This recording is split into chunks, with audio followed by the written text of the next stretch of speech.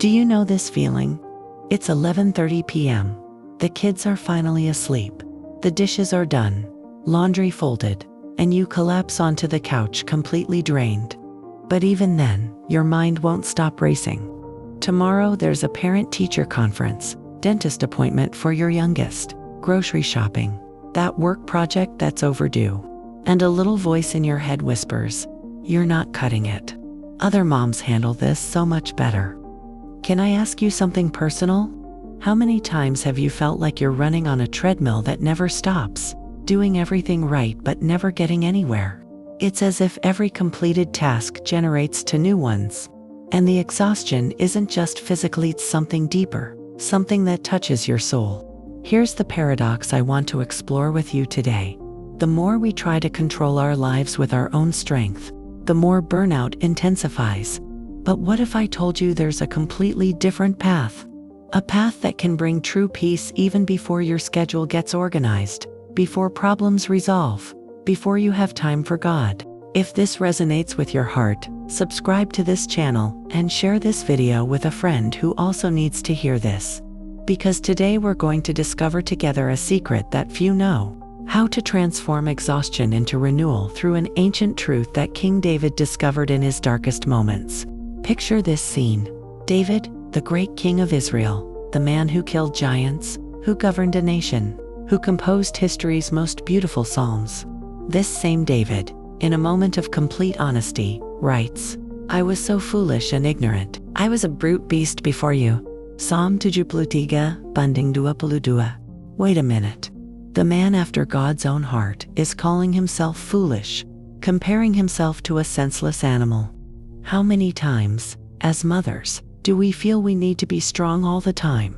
It's like wearing a supermom mask that can never slip. We wake up early, prepare nutritious breakfasts, mediate sibling fights, work, help with homework, organize the house, and when someone asks how are you doing, we automatically respond, "Good, thanks to God." But David teaches us something revolutionary here. He didn't say I was a little confused or I made some small mistakes. He said, I was foolish. There's a huge difference between admitting momentary weakness and recognizing complete lack of wisdom. You know those moments when you explode at the kids over something small, then wonder, where did that come from? Or when you make an impulsive decision about discipline, spending, or priorities, and later think, how could I have been so unwise? That's exactly what David is talking about. But here's the beautiful part. When he acknowledges his foolishness, he's not self-flagellating. He's doing something profoundly courageous, positioning himself in a place of humility, where true wisdom can be born. It's like cleaning a dirty window. While we pretend it's clean, we continue seeing everything distorted. But when we admit the dirt and clean it, light can finally enter. For us mothers, this means stopping the pretense that we have everything under control. It means going to God and saying, "Lord, I thought I knew what I was doing, but I'm lost. I thought I could be the perfect mother, ideal wife, exemplary professional, but I'm exhausted and confused." And you know what happens when we do this? Instead of crushing us, God embraces us. It's like a child who finally stops trying to carry a backpack that's too heavy and lets Daddy take it. The relief is immediate, and for the first time in a long while, she can walk freely. But there's something that makes this journey even more difficult. But as for me, my feet had almost stumbled.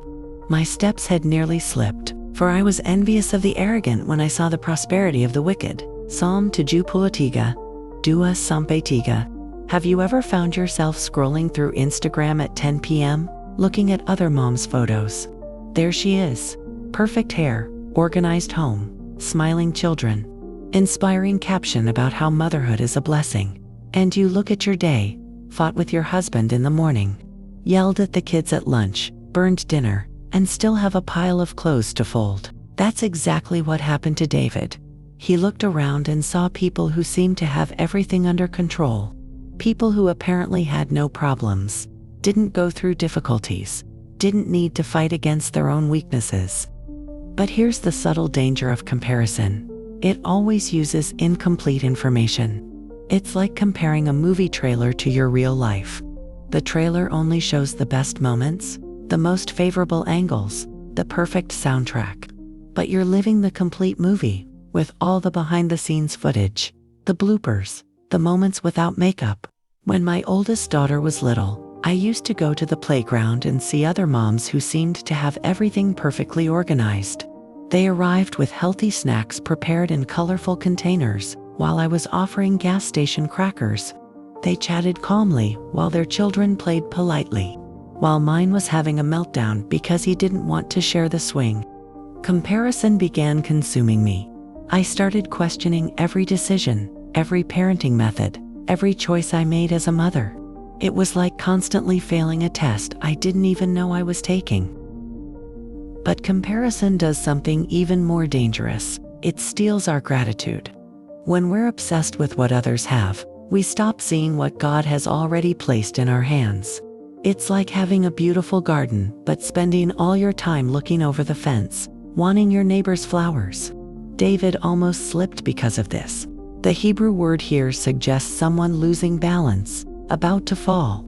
Envy is exactly like that. It destabilizes us, makes us lose our bearings, makes us forget where we came from and where we're going. And the worst part is that comparison makes us misinterpret God's blessings in our own lives.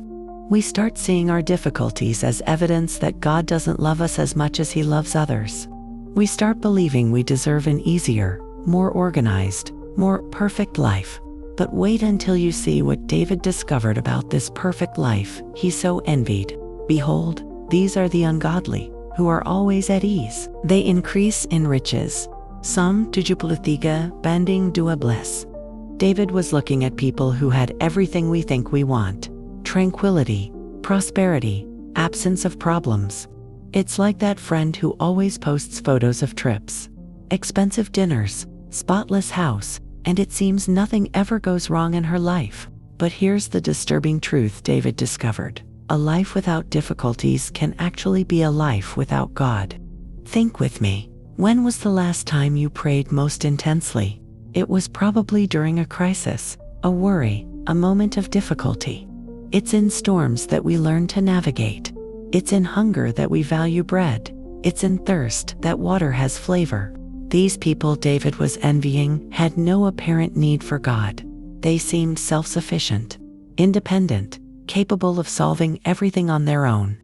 And because they didn't need to seek God, they didn't develop character, didn't grow spiritually, didn't learn about dependence, humility, or gratitude. It's like a plant that grows only with artificial fertilizer. It might look lush for a while, but it has no deep roots. When the first serious storm comes, it's easily uprooted. For us mothers, this is a shocking revelation. Those difficult days, those sleepless nights, those moments of uncertainty about whether we're making the right decisions, all of this might be God shaping us, deepening us, teaching us to depend on Him in ways that people with easier lives will never learn. Have you ever stopped to think that your struggles as a mother might actually be God's invitations to a more intimate relationship with Him? That moment of desperation when you don't know how to handle a rebellious child might be exactly where God wants to meet you and give you wisdom. But David discovers something even more shocking about this prosperity he so envied. It's not just superficial, it's dangerous. Surely you set them in slippery places. You cast them down to destruction. Oh, how they are brought to desolation, as in a moment. They are utterly consumed with terrors. Psalm 73, 18-19. Imagine someone walking confidently on what appears to be solid ground, but is actually thin ice over a deep lake. She feels secure, laughs at people walking slowly on uneven ground beside her, until, crack, the ice breaks and she plunges. This is the image David uses to describe the life of the successful people he so envied. They seemed to be stepping on solid ground, but were actually in slippery places. For us as mothers, this is a profound lesson about where we place our security. When we base our identity and worth on our performance, the clean house, well-behaved children, appearance of having everything under control, we're building on thin ice. How many perfect Instagram moms have already collapsed publicly? How many women who seemed to have it all didn't end up in divorce, depression, or burnout? It's because they were building their lives on unstable foundations. The difference between us and them isn't that we're better people. The difference is that our difficulties force us to seek more solid foundations. When we can't depend on our own strength, we're forced to depend on something greater. It's like the difference between a house built on sand and one built on rock. The first might seem easier to build initially, but when the storm comes, well, you know what happens. But here's the crucial point. David didn't reach this understanding alone. There was a specific moment of revelation. Until I went into the sanctuary of God, then I understood their end. Psalm 73, bending did you bless. This is the verse that changes everything. David didn't understand the situation while looking from the outside, analyzing, comparing, trying to make sense of things with his own mind. Revelation came when he went into the sanctuary. The sanctuary was the place of God's presence. It was where you went not to analyze God, but to be analyzed by Him. Not to question God, but to worship Him. Not to understand everything, but to trust. For us modern mothers, our sanctuary might be those precious early morning minutes before the kids wake up, when we meet with God in prayer. It might be during that walk when we leave the podcasts aside and simply talk with the Lord. It might be those moments of worship. In the car, in traffic, when we stop complaining and start thanking. It's interesting that David doesn't say he entered the sanctuary and received a detailed explanation about why evil people prosper. He says he understood their end. In other words, he gained an eternal perspective. When we're in the middle of the day's hustle and bustle, we only see the immediate picture. But when we enter God's presence, He gives us eternity's lens. We begin to see our lives not just through the next months or years, but from a generational perspective. That perfect mom you so envy might be raising spoiled children who never learn to handle difficulties. You, who are struggling to teach character, perseverance, and faith to your children through difficulties, might be building a legacy that will last forever. But to have this perspective, we need to regularly enter the sanctuary. After David gained this eternal perspective, he did something that might seem strange at first glance. Instead of celebrating having discovered the truth about the successful ones, he turned the focus to himself.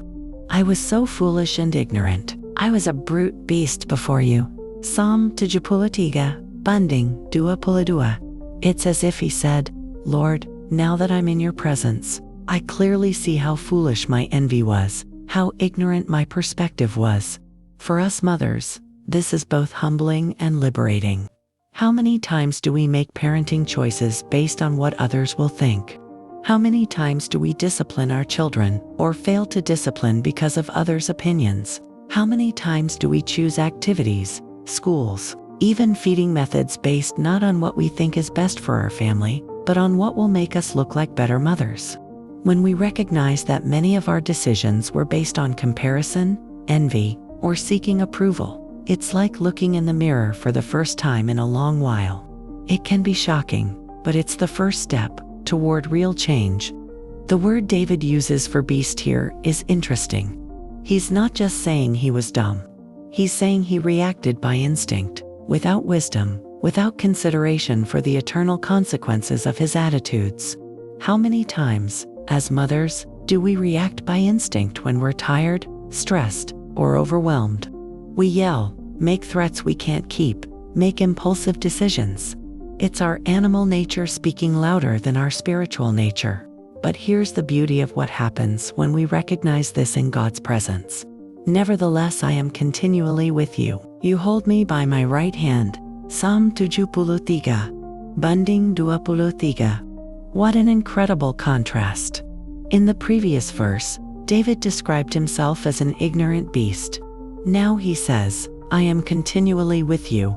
He moved from self-deprecation to security in relationship with God. This reminds me of a conversation I had with my daughter when she was 5.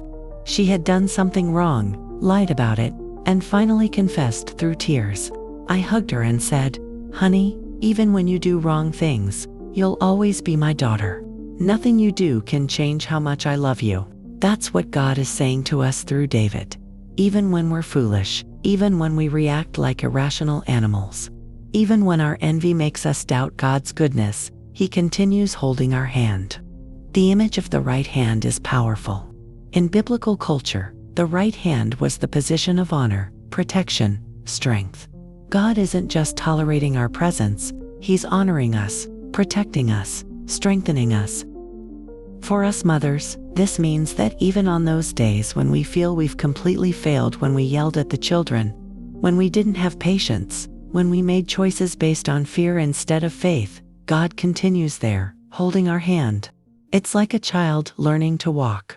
She stumbles, falls, sometimes even throws a tantrum because she wants to go faster than she can manage. But Dad continues there, hand extended, ready to help with the next step. This is the intimacy born when we stop trying to impress God and start being honest with Him.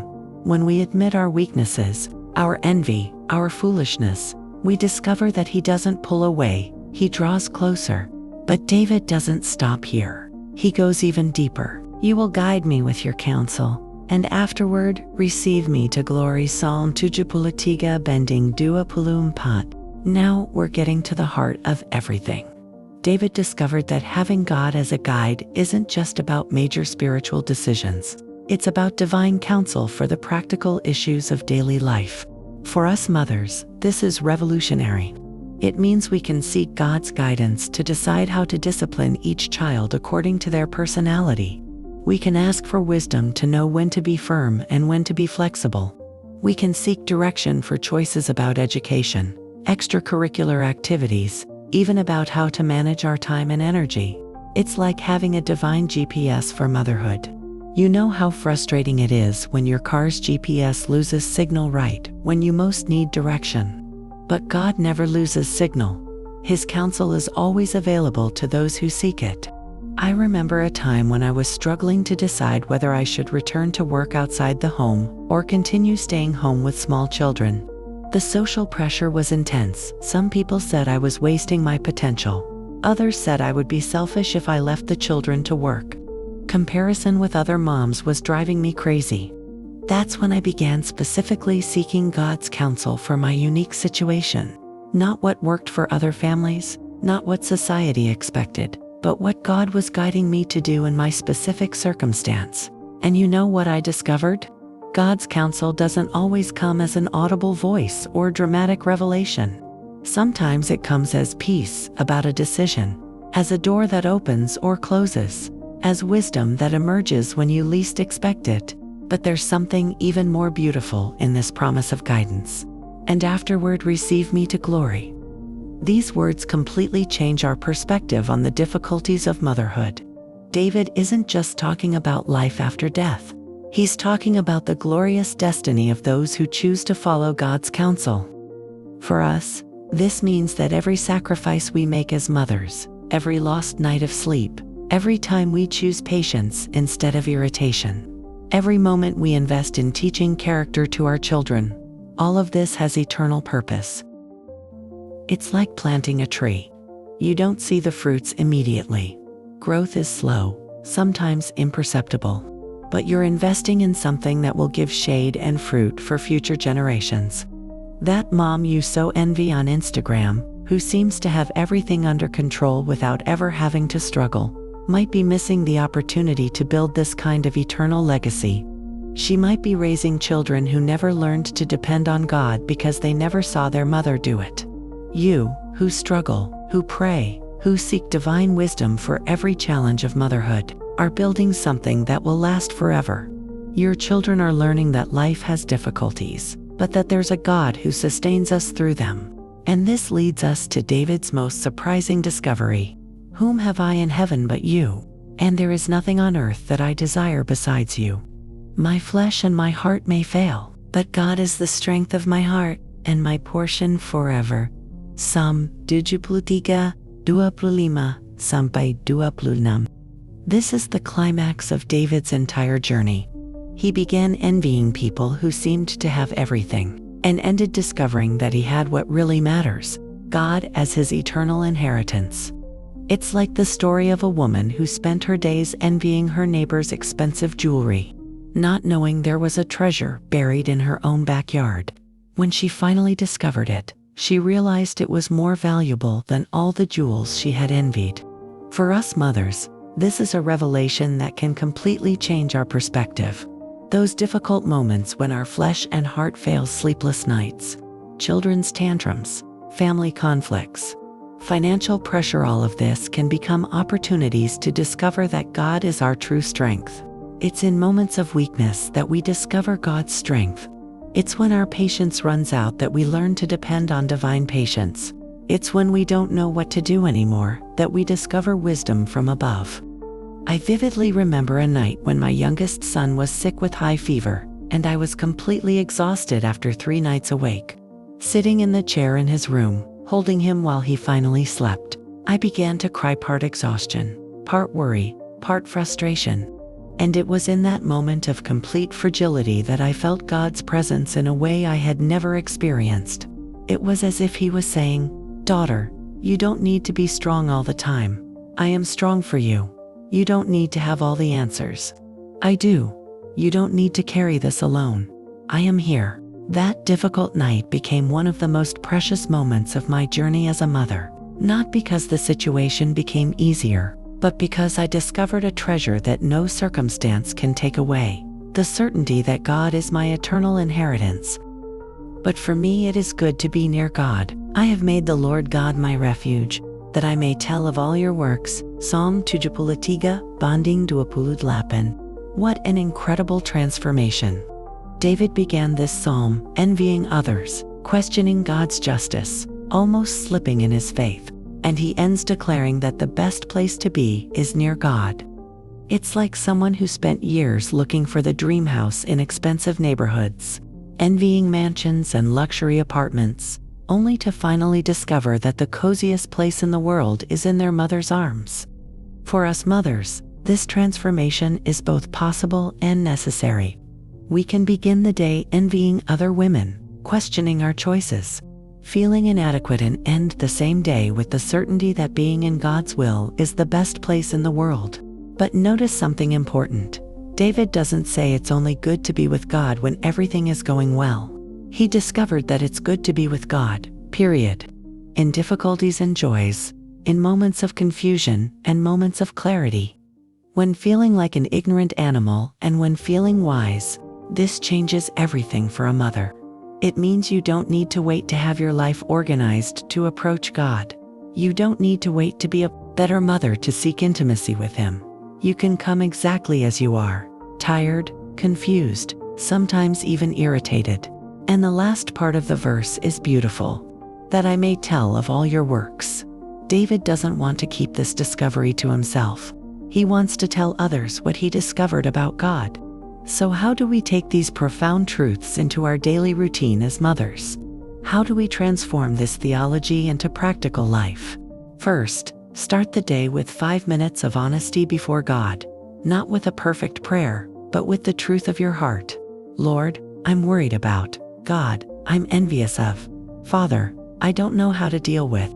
Second, when comparison hits it will hit, remember the sanctuary perspective. Instead of continuing to look outward, stop and ask, God, how do you see this situation? What's the eternal perspective here? Third, in moments of decision, stop and ask for God's counsel. Not just for big decisions, but for small ones too. God, how should I respond to this tantrum? How should I handle this conflict between siblings? What words should I use in this difficult conversation? Fourth, when your strength runs out, and it will run out, remember that God is your strength. It's not about having infinite energy, but about knowing where your renewal comes from. And fifth, practice specific gratitude. Instead of thank you for the blessings, be specific. Thank you for that sweet moment with my daughter this morning. Thank you for the patience you gave me when my son was testing boundaries. I remember a friend who started writing in a small notebook one thing she was grateful for each day. After a few months, she told me, I used to go to sleep thinking about everything that went wrong during the day. Now I go to sleep thinking about God's goodness. We've reached the end of a journey that began with envy and ended with contentment. That began with doubt and ended with faith. That began with comparison and ended with gratitude. The question that remains is, Will you allow your story to be written by envy of what others have, or by the discovery that God is your eternal treasure? Will you continue measuring your life as a mother by the social media ruler, or will you start measuring by eternity's ruler? Will you continue seeking strength in yourself, or will you discover that it's in moments of weakness that God's strength manifests most clearly? This isn't just another video about Christian motherhood. It's an invitation to a profound transformation in how you see your life, your challenges, your purpose as a mother. What do you choose today? To continue on the treadmill of comparison and envy, or to enter the sanctuary of God's presence, where everything gains a new perspective? Tell me in the comments, which part of this video touched your heart most? What area of your life as a mother would you like God to transform first? And if this video brought hope to your heart, share it with a friend who also needs to hear that it's possible to find rest in the midst of motherhood's chaos. Together, we can discover that our greatest treasure isn't in what we have or what we can accomplish, but in who we are in Christ. May the Lord be your strength today, tomorrow, and forever. Until the next video.